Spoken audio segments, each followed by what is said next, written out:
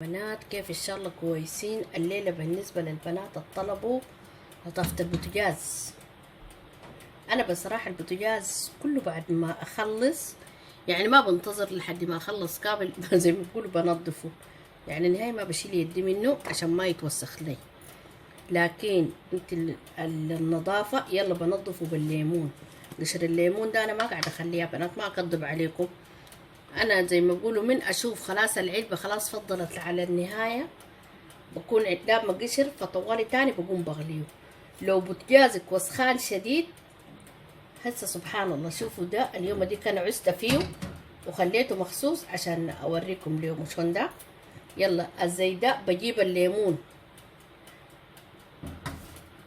طوالي بخد وين مباشر. هنا اصلا الليمون ده ما حق اكل، بس انا ياهو بنضف منه. يلا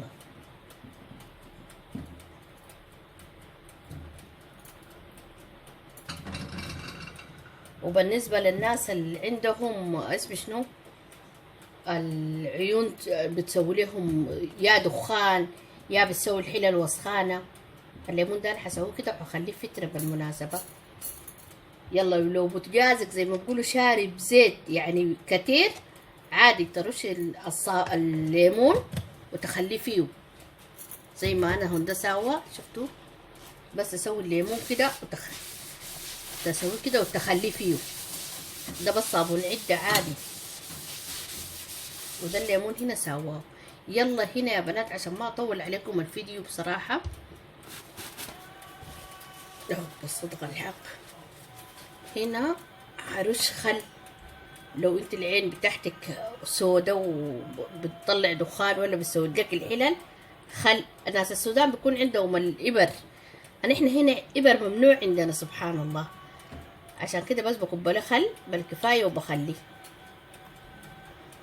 وممكن تكبي معاه كربوناتو. بعد ده بعد مسافة تخليه مسافة تقومي تشغل النار، يعني كأنك حتولعيه. هشغلي فيه النار، شايفين الصوت؟ ان شاء الله تكونوا سامعين الصوت.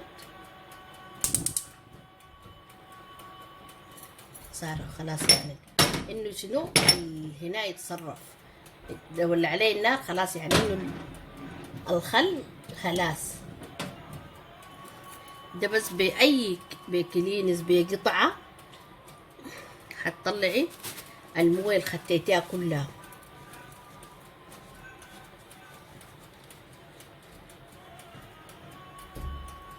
بالاول انت لما تولعيه بديكي صوت فقاعات، بيأكد لك انه الخل قاعد يخش في الماسوره جوا. بعد ده خلاص ما فيه اي شيء. الماسوره اللي هنا بتاعتك وسخانه هتحكيها كده بالليفه وفيها صابون وليمون، ما فيهم اي شيء تاني. ممكن لو وسخان شديد ممكن تنقعيه في باكنج بودر باسم شنو بكركديه، يعني في حاجات كثيرة. باكنج بودر معاه كركديه، كركديه معاه اسم شنو تغليه بأي شيء تسوي كده وتشطفيه. انا طبعا هسوي لكم في الفيديو سريع سريع. شايفين 5 دقايق بعد ما عليك الا تركبيه ما فيه حاجه. يلا بسم الله. يلا ليه ده هنا خليه مسافه. يلا بعد ده بنحكه بشنو لو عندك اي سلك، لكن انا وريتكم ان انا عندي سكر وبخاف من اي شغل، عشان كده ده اصلا حق البوتاجاز وحق بسوي لك المحلات الضيقه سبحان الله. انا بالمناسبه نسيت اكب هنا عشان لحد ما انظف ينتهي يكون نظيف.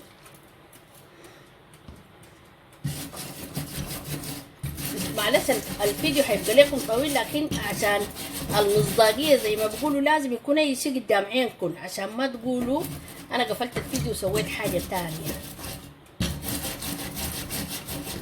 فبحب انكم تشوفوا الحاجه، يعني شوفوا ده اليوم انا عزت فوقه ما فرشت ورق قصدير ولا سويت شيء،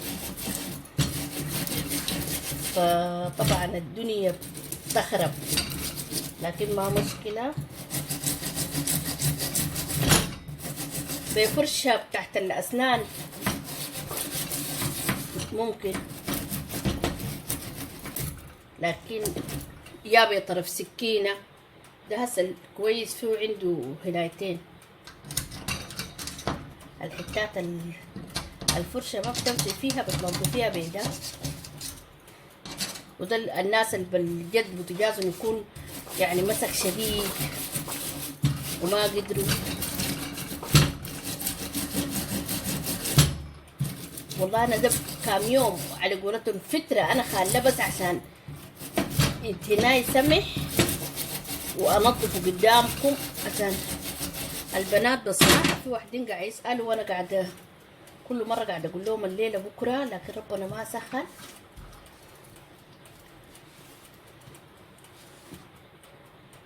حاسبوا طبعا حق الكهرباء ده ما تكسروه ولا تخربوه، بس اهم شيء الفكرة وصلت. شفتوا الحتة دي بقت لامعة كيف؟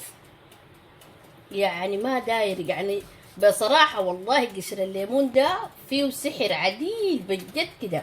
يعني ده هسه ما خديت فيه غير قشر الليمون، وما خليته مسافة عشان الفيديو ما يبقى لكم طويل. انا بخليه بصراحة من بالليل، الصباح بجي بس بشيل ليفتي وبدعك فيه. يا زوره بالقلق بقى نظيف. اها شوفوا شوفوا عشان يكون قدام عينكم يا بناتي، عشان اي واحدة عندها مشكلة في وده بشيل الهناي بالمناسبة. اي وسخ اي سواد في الهناي بشيله.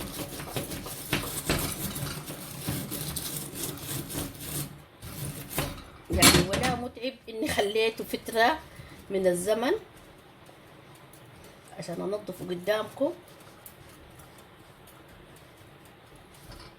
والبوتاجاز اكتر حاجة بتستهلك في المطبخ هنا زي ما بيقولوا بتستهلكي، فعشان كده كوني حريصة عليه. وبصراحة والله لو اهتميتي بيه والله بيعيش معاك العمر. يلا زي ما وريتكم اهن موية الصابون انا بكون خاطة فيها موية الصابون، وده موية الصابون وليمون. ما عندك ليمون بالخل. طبعا البوتاجاز عشان هسه كنت خاطة فوق الموية السخنة للفرن، فبكون صعب شوية الحتة دي، فما مشكلة. بعد تسوي موية الصابون ده قشر الليمون والصابون تخليه مسافة عشان اسمه شنو اي وسخ ينزل. بعد ده تعالي بأي قطعة عندك شيلي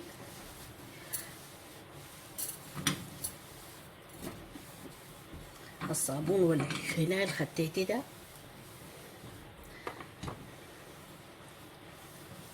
طبعا العين الكبيرة ده انا ما احبش جنبها هسه، لان اصلا دايرة انضفها سمح لسه ما تنضفت،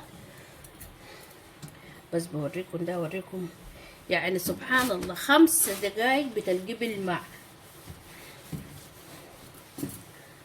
انا هسه عندي واحدين هنا بقول لي انت قاعد الليمون ده ما، قلت لهم انا الليمون ده ما بيستغنى عنه. انا لو شنو ذاك قشر الليمون في اي شيء، حتى عدم المؤاخذة للحمامات كده استعمليه وريني انتي بصراحة نفع معاكي ولا ما نفع، لانه بجد احلى منه ما في. وشوفوا البوتاجاز يا بنات، البنات الطلبوا بس قاعد تطبخوا خليه يبرد من الطبيخ، ولو دار تخطوا في خل وزي ما يقولوا النضاء ان شاء الله يكون اللمعان اللي انا شايفاه ده يكون ظاهر قدامكم. وحتى ديل بمويه التبلون في مويه الملح ده الليمون بالصابون يا بالخل، لكن والله رغم اني انا بسوي بالهناي لكن ما زي الليمون. حتى حوض العده كده خدت فيه الليمون وخليه مسافه ساعه ساعتين، وتعالي حكيه بسلك بس بسلك اللماع يا بالليفه. انا هسه الليفه دي بصراحه يا بنات الليفه دي سمحه شديد، 2 في 1، فيه لماع وليف، فمريحني شديد، ما محتاجة سلك خالص، ما بستكر. انا استعملت سلك 200 بصراحة كده. يلا يا بنات لما بعدين الفرن يخلص بوريكم اليوم يا بنات. يلا ده البوتاجاز بعد ما خلصنا ان شاء الله. وضحت الصورة والبنات اللي بيسألوا عرفتوا. شوفوا مية الصاب الليمون خليته قدر كيف. شفتوا العين بقت نظيفة كيف. تاني خلاص ما عندي معاه مشكلة. وتاني بصراحة التوبة اعوز فيه بدون ما اخد فيه اسمه شنو بصراحة كده لانه صعب. انا بصراحة قاعدة اخد ورق الالمونيوم وبعوز فوقه، لكن عشان البنات طلبوا بصراحة خليته. قلت بعد ما هناي اوريكم ليه. وسوينا الفرن، نظفنا الفرن ووريتكم تفتحوا العين كيف لو مقفولة. تحطي خل ومعاه كربونات وتشغل الشعلة. وان شاء الله ينال رضاكم يا بنات. وان شاء الله كنا نفصل البنات اللي بيطلبوا طلبهم يا رب العالمين.